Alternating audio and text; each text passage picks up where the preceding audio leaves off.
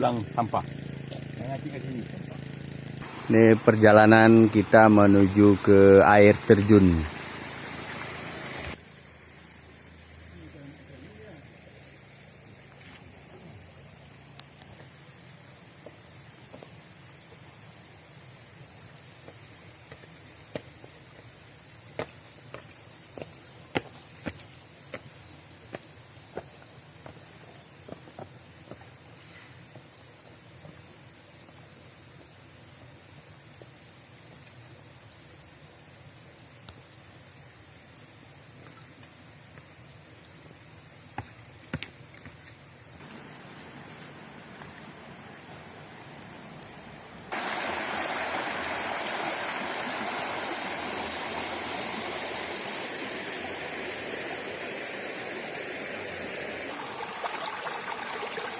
Hanya suara air.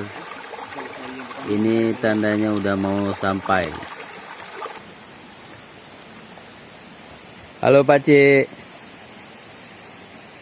Masih kuat nggak Pak Cik? Masih kuat nggak Pak Cik? Alhamdulillah. Nyaman. Syukur.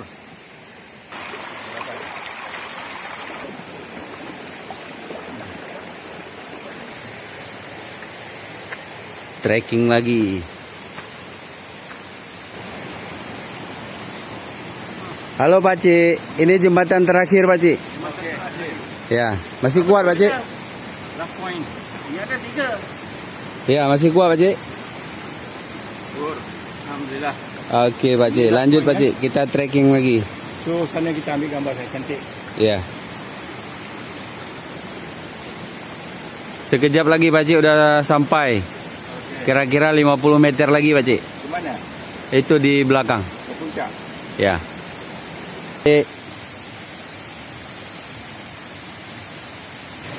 Sejuk Pak Cik kan? Panas. Inilah air terjun Pria Laut Kota Sabang. Wisata tersembunyi di Kota Sabang. Airnya sejuk. Boleh Anda coba. Jangan lupa hubungi saya. Halo Pak Cik. Alhamdulillah. Sudah sampai Pak Cik ya? Alhamdulillah. Gimana Pak Cik? Sejuk? Alhamdulillah. Amat menyamankan. Air terjun. Setelah perjalanan kita 300 meter kan? Iya Pak Cik. Ya, kita dah naik 50 meter ke atas. Rasanya satu usaha yang baik untuk macam kami. Bagus mas. Penat Pak Cik? Penat? Penat biasalah orang tua kan. Baiklah, bagus ini boleh bagi trekking okey sikit boleh buat exercise sampai trekking bawah lagi. Tu naik. Kumuk lagi.